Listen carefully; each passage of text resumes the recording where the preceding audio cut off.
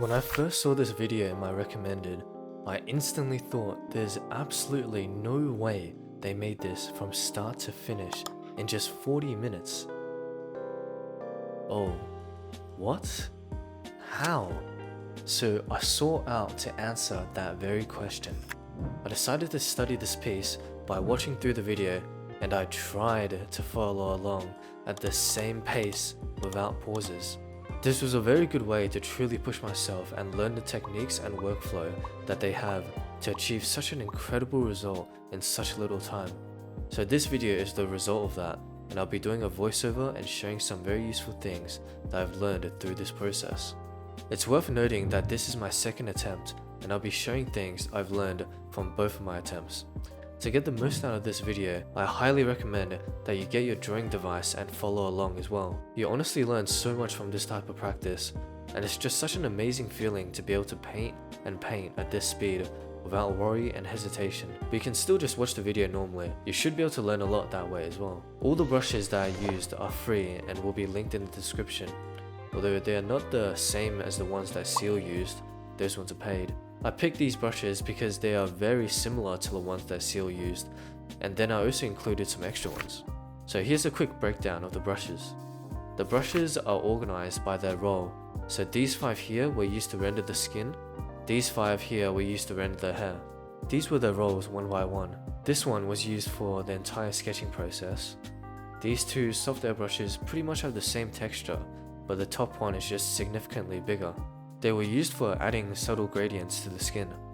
The round render and hard round brush were the primary brushes used during this, with the round render being used over the hard round when I wanted a little bit more texture. The round render was also used a little bit for blocking in the hair, since it is very similar to the brush used by 씰Seal.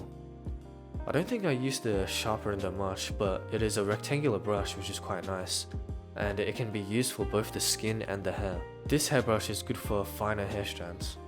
I didn't use this much, but it's quite good for blocking the hair as well. This was used for eyelashes.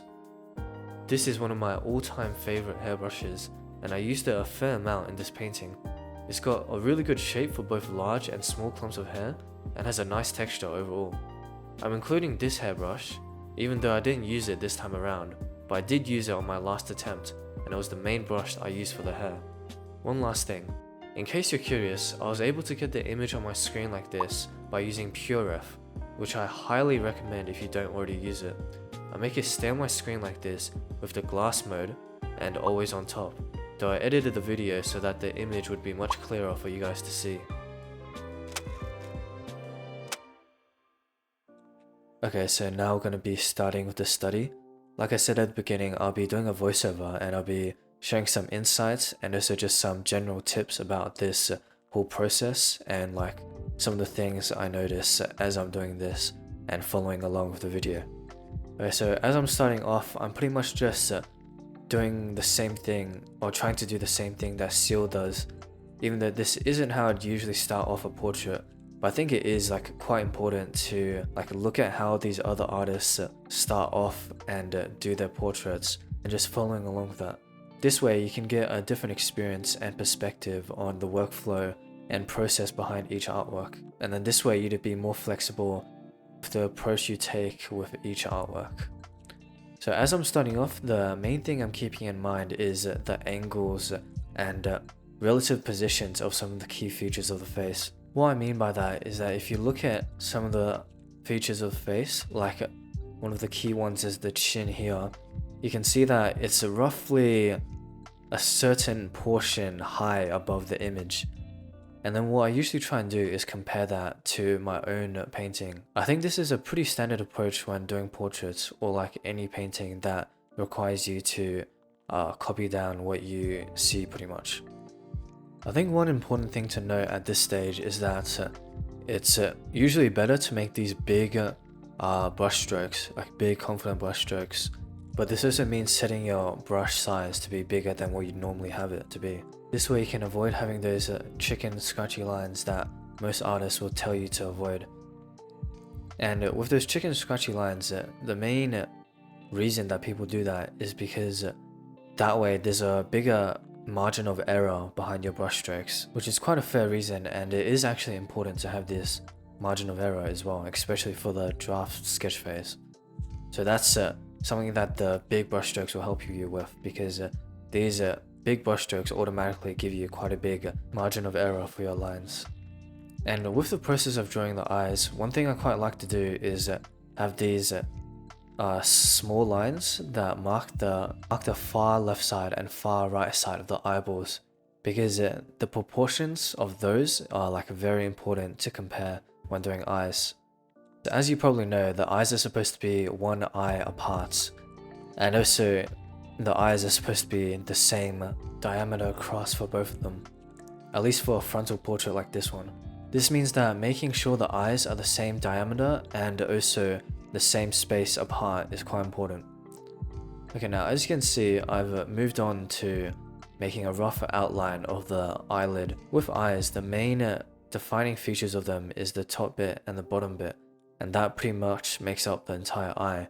Both of them have quite a specific shape that just requires a lot of practice to get used to. And one important thing to note of the eye in this portrait is that you can see how it sort of slopes down on the left side of the eye. Like if you look at the left eye, you can see how there's this slope down and then slopes up again. And that's because she's sort of squinting her eye. It's quite important to get that curvature in to communicate that she's squinting her eye. I don't have that curvature in my portrait right now, but I'll be adding that quite soon. Now you can see with the nose, I have only those 3 lines right now representing the nose. And I think that's actually fine at this stage, because with the nose, it's very easy to make the nose look really bad when you're doing the sketching phase of it. And most of the rendering and the detail will come with the actual painting phase. Now with the lips here, you can see how 씰Seal is only doing that one line for the center of the lip, and then just a small line at the very bottom to define where the lip ends. And this is a pretty typical way to draw lips as well. Since with lips, it's very easy to make it look bad if you do the full outline of the lip like this. But you just have to be careful not to draw the lips with the same line all over, because that looks like some shit that a kid would draw. Though my rough does kind of look like that. But the rough was only intended as a guideline for where I'm placing my lip, and also what the rough shape of it will look like in the future. And as you can see, for the more refined or slightly more refined sketch, the lip that I made is using the more simplified lines. Alright, now I'm starting with the face. With the face, you can generally think of it as 3 lines for a frontal view like this. There's the line for the chin, there's the line for the transition to the side of the face, and then there's the line for the actual side of the face. As you can see right now, my lines are pretty rough, but I'll be fixing that up at a later stage as well. Currently, I am just trying to get brush strokes down as fast as possible, so it is going to be pretty rough at this stage. But for semi-realism paintings, the line art doesn't really matter that much, and it's mostly just about how well you can render the actual face. Oh yeah, and there's also a whole bunch of different Procreate shortcuts that I use frequently, and I think these are pretty important to know as well. Like just then, you could see the quick menu that I used, and I think most people are probably already aware of the quick menu. And if you didn't know about the quick menu, well, I highly recommend it. You just do a quick Google search and see how to set it up, because it's really quite simple, and it's extremely useful for a lot of different situations. Like you can set each of the buttons to do pretty much anything you want actually. And you can also do multiple quick menus and you can switch between them, though I almost never do that because it does slow you down quite a bit. But with the quick menu, I usually use it for the brushes. I use it for the brushes that I use the most. This way I can access them quickly and easily, since I do usually switch between brushes a lot. Another very useful Procreate feature that you'll definitely see me using later on is when you're in the layer panel, there's like a small box that lets you like show or hide the layer, and if you click and hold on that, then it shows only that one layer. So this is really useful for figuring out if the layer is empty or not, which is a pretty common situation. And it will also hide all of the adjustment layers or clipping masks that are attached to that layer, so that way you can color pick the base color of the layer. And another shortcut that I use a lot is that I've set it so that when I hold down on the painting with my finger, then it will show what layer that thing belongs to. And this is pretty obviously a very useful shortcut because it lets you find what layer you painted that thing on, and just allows you to switch between layers a lot quicker without having to go through all your layers and trying to figure out which one it is. And another very useful feature in Procreate that you'll definitely see me using a lot in this painting is that I've set it so that the small box that you can see between the brush size and the brush opacity sliders, if I hold that box, then whatever I click on with my Apple Pencil, it'll color pick that color. And something that you see very often with these semi-realism portraits, when people paint them, they usually switch between colors a lot, and they use the color picker a lot for switching the colors as well, because it helps to blend the colors. And also just in general painting, being able to pick up the color that you're using, again, is just something that you need to do very often. And this is what I found to be the fastest and cleanest method to color pick a color off of your portrait, because that way your brush is pretty much still around the area that you're going to be likely wanting to paint on. All you have to do is hold that box and then click on it with your Apple Pencil, and then unhold that box, and you can continue painting like you were before. Also, with regards to picking colors, being able to pick the correct colors in the correct situations is definitely a skill that requires a lot of practice, and is also a skill that's quite important as well. So once we get onto the skin painting phase, you'll see that I try and pick my colors as quickly as possible, and you also see that 씰Seal picks colors extremely fast. I think some fundamental concepts to know about picking colors for the skin is that when you're picking colors for shadows, you usually want the color to be more saturated and also move more towards the red region. Another thing is that the skin tends to be pretty desaturated, and making the skin too saturated will look a little bit weird. Also, adding blush to the cheeks and nose is quite important as well, because these are areas that tend to be redder from the extra amount of blood vessels in the region. And also, just adding hue variation to skin is quite important, and is what helps skin not look lifeless and dead. So you can see in the original portrait by 씰Seal, there's a noticeable amount of purple/pink on her cheeks as well, along with the red. This was likely added just for that extra hue variation and also extra color in the image. Okay, now you can see that I've paused the video for the first time because I'm struggling to catch up a little bit, especially with this hair area. I feel like the hairbrush that I used originally on my original portrait was probably a little bit better suited for the job. The only reason I didn't use that one in this portrait is because I found that one a little bit hard to control, and also felt like that it just I was relying on the shape too much on that one. But now with this hairbrush, it's a little bit slow, and the shape is a little bit weird with the circular area, so I have to change my brush shape a lot to try and compensate for that and make smaller hair strands. So overall, I would probably recommend just using the first one that I used, but this one can certainly do the job as well. And now you can see I've actually switched to my favorite hairbrush, the more rectangular one, because that one is way better for finer hair strands and looks a little bit more realistic as well. So I do very much highly recommend that brush. Now with the hair in 씰Seal's painting, you can see that a defining characteristic is that there's a lot of these small hair strands. And also if you watch the video, you'll see that when she's painting the hair, what she likes to do is that she paints the large clump first and then actually erases from that large clump to form these more smaller hair strands. Also, as I'm painting the hair, I'm always trying to keep in mind the principle of big, medium, small, which is where you should try and have some big shapes, some medium-sized shapes, and some really small shapes. So with the hair, you can see how there's all these really large clumps of hair, like on the far left side, and there's those medium-sized ones, and then there's those small hair strands. And just in general, the shape of the hair is quite important, and is the main thing that gets the message across. Like I'd say that the shape matters more than the shading with painting hair.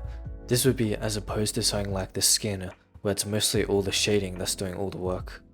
Also, another tip about painting hair is that when you're rendering the hair, the main defining features of the hair is the highlights. Like if you look at anime art styles, you'll see that the highlights of the hair alone are enough to make the hair look pretty good. But beyond that, there's also the first layer of shadow that you need to incorporate for the hair. The first layer of shadow would just be the general shadow that would be made from stuff like the hairs overlapping each other, or like the hair turning away from the light source. So for example, if you look at the original portrait by 씰Seal, you can see that the left side of the hair is noticeably darker than the right side, and that's because the left side is turning away from the light, and the bottom part of the hair is getting blocked by the face as well. So when painting hair, all you really need are these three fundamental principles, which is getting the shape right, getting the highlights right, and getting the shadow right. There isn't really any need to overcomplicate it any more than that. Though another thing that will help you in some situations, depending on the environment that your character is in, is adding ambient lighting to your scene. So in this one, you can see there's a slight tinge of purple on the bottom left of her hair. This ambient lighting does help a lot to sell the fact that the character is belonging to the scene, and I talked about this a lot more in my wallet video. Anyways, now I've blocked in the skin. It probably took me a little bit too long to block in the skin, but that is something I need to improve on as well. I was using the round brush, but I typically find that using the square brush is a little bit easier for blocking stuff in. But I used the round brush anyways because there was a lot of margin for error in this one since the hair is covering up like the majority of the face. Also, when I actually have a clean line art like in an anime style portrait, then I typically just use the color bucket tool to fill out the skin, and that's typically a lot quicker, though sometimes the filling won't be that good and I have to go over it again. But it's a pretty big time saver if it does work out correctly, though it tends to be a bit of a hit or miss. Okay, now we're going to be actually rendering the skin. As you can see, when I'm picking colors, I try to move it more towards the red and also slightly more saturated for the shadow area. And especially with the eyes here, the eye bags are a particularly red area, so it's important to get some of that redness in. And as I'm painting the shadows here, the main thing I'm keeping in mind is making sure the eye bags are similar size, and also making sure that the eyebrow ridge that is defined by the shadows is the right shape and is also symmetrical. And as you can see now, I'm adding a blush to the cheeks. I'm using the round render because that one has a bit more texture and it is pretty similar to the one that 씰Seal is currently using.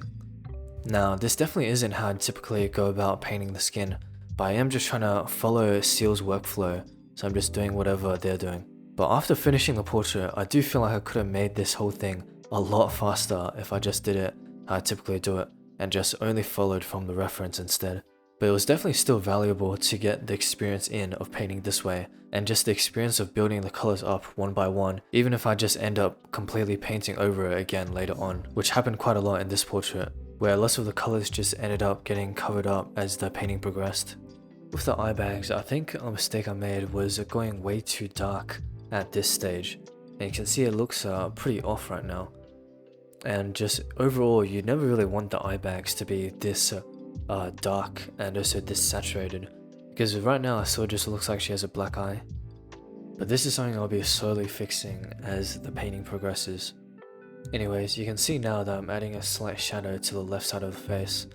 With shadows, if there isn't a harsher light source, then for the face here, it will usually be quite a soft shadow, since this is just a form shadow and it's not a cast shadow. Understanding the difference between form shadow and cast shadow is sort of important as well. If you don't know what the difference between form shadow and cast shadow is, well, to put it simply, they're pretty much just exactly as their name implies, which is that cast shadow is formed when an object is blocking the light source, and therefore it's casting a shadow onto another surface. And then form shadow is caused when the object has some type of curve that results in part of it bending away from the light. You can see why it's happening with the face here, since that side of the cheek will be bending away from the light, and then there'll be that shadow that will be caused by it. Now, as I'm picking the color for the lips here, An important thing to try and keep in mind is to make it so they're not too saturated. You almost never want to go past the 60% line for saturation for a simple low light portrait like this. And in particular with the lips, you always have to keep in mind that they are still just part of the skin. So this means that trying to make it so that the edges aren't too hard and have a more soft transition, and also making it so that it blends in with the skin a bit more. Also, when painting the lips, it's important to keep in mind that they are still just a protrusion from the face. So painting the shadows and also the light source interacting with the lips is quite important. So what I mean by that is you can see in the original portrait by 씰Seal that shadow that's formed by the lip just below the lip. And this is because the bottom of the lip is extending outwards above the skin a fair amount, and that amount is causing that shadow. And you can also see how on the left side of the face, right above the lip, there's that slight amount of highlight that's also caused because the top of the lip is protruding out of the face. So it's always important to keep in mind these anatomy facts, and this will help you make decisions about the shading of the face. So one thing I've started trying to do on this portrait is minimizing the amount of layers I have. And I've also kept the shading of the face pretty much to only one layer. I noticed that 씰Seal doesn't use that many layers, and I also do think that minimizing the amount of layers you have would be a pretty effective way to speed up your painting process, because I think something that can very easily slow you down is being overwhelmed by the amount of layers you have, and also having difficulties finding exactly what layer you want to be painting on, and whether or not you should add a new layer, whether or not you should merge these two layers, stuff like that. But if you have only one layer for something like shading the skin, then that will also help you make changes to it a lot faster and a lot easier. Like if you wanted to adjust the values or adjust the curves or change the shape of it, then you can do that right there and then instead of selecting all the layers that you painted on for the face. And some of the things like using curves, you can't even do that if you have separate layers in Procreate, which is pretty annoying. So you actually have to paint on one layer or like merge all the layers together if you want to adjust the curves like that. So it was at this stage where I realized that 40 minutes was definitely not gonna cut it.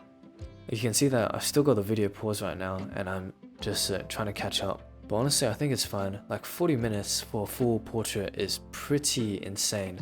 And I'm guessing 씰Seal must have had a lot of practice doing portraits like this before. And I also think struggling like this is pretty realistic, so at least we're in this together. Or maybe you're already way ahead of me. But anyways, I'll just let the music play for now and I'll be back soon.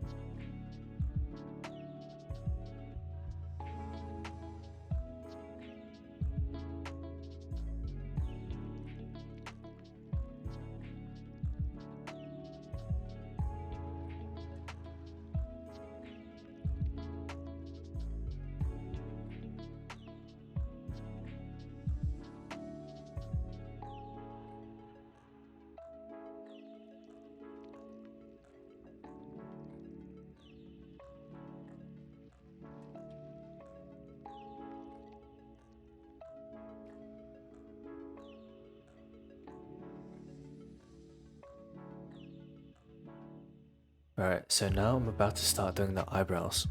And whenever you paint eyebrows, it's always important to keep in mind the differences between male and female eyebrows. With female eyebrows, you typically want them to be less thick and also slightly less angular than male eyebrows. Meanwhile, for male eyebrows, you typically want them to be a bit straighter and also a lot thicker. So right now you can see how I'm erasing some parts of the eyebrows to make them look slightly less thick. And also later on I'll be adjusting the size of it so that the eyebrows are slightly more like a line and less like this bushiness you can see right now. And now I'm using the Liquify tool to adjust some parts of the face again. So right now I'm struggling with the nose a little bit because the nose is in an area that's pretty hard to get correct. And pretty soon I'll be making some pretty big changes by adjusting the entire face once I notice that it sort of looks like her forehead is way too big. So I'm pretty much like completely reliant on the Liquify tool, which I think is kind of a bad habit of mine, but it's like on one hand I don't want to spend too long on the base sketch, but on the other hand if I don't spend long enough on the base sketch, then I usually end up having to use the Liquify tool to adjust the whole image many times throughout the painting process. But overall I still feel like I use the Liquify tool way too much, and that actually is one of the major things I've learned from this study, which is to stop relying on the Liquify tool so much, because that's what really ends up slowing me down whenever I do portraits like this. And you can see right now I'm cleaning up the line art a little bit. In the past, when I do semi-realism portraits, I usually just completely remove the line art once I've reached a certain stage, but I found that incorporating the line art can usually have pretty good results and it also saves a lot of time in the end, which is what this study is all about.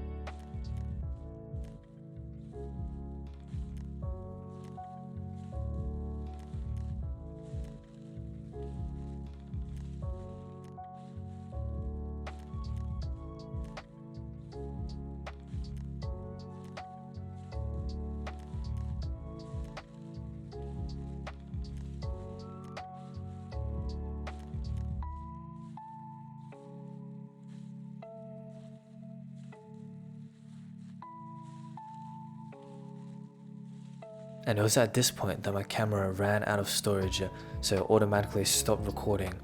And I didn't even notice because it didn't make any noise or anything. So there won't be any recording of me for a while.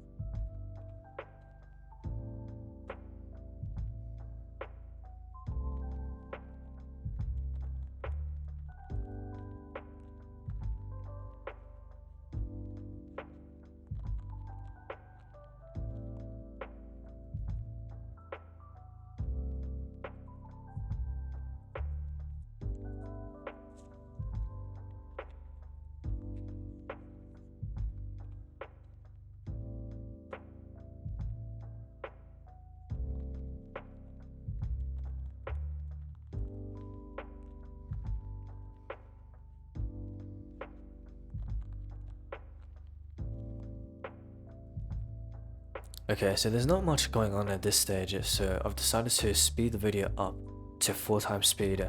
If you want to continue following at the normal speed, then you can just set the video to 0.25x speed, and then it will just be like normal again. This video is already way too long as it is without me speeding up some part of the video, and I've already gone way past 40 minutes, but that was kind of to be expected.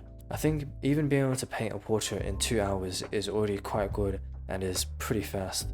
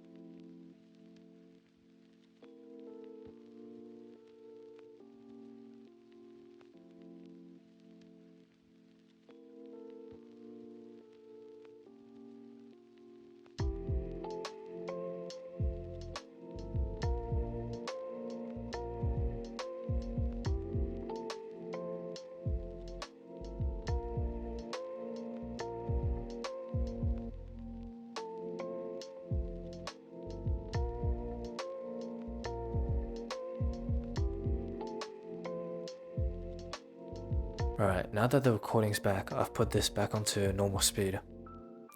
And at this stage, you'll be able to see how I use a grayscale on my iPad and also on the PureRef to better monitor the values in this image.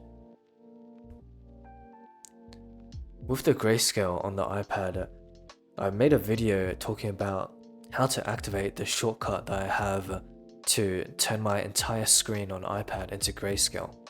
And the shortcut is that I can triple click the power button and I'll instantly be able to toggle my entire screen to grayscale, and I can turn it back by triple clicking the power button again.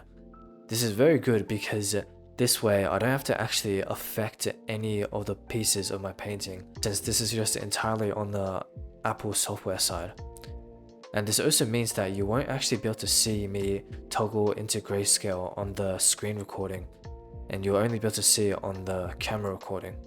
Also, another advantage of this shortcut for iPad is that I can view reference images on my iPad in grayscale as well.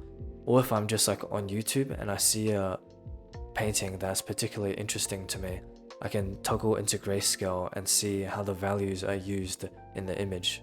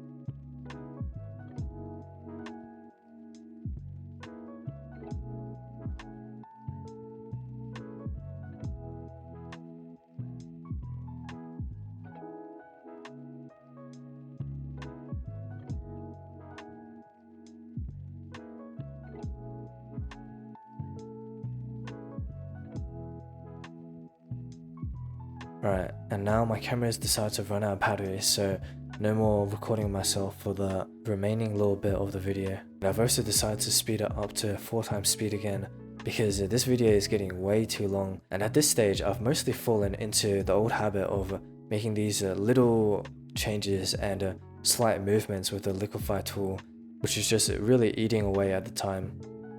And yeah, I've mostly just fallen into the old habit of obsessively making small changes to the image.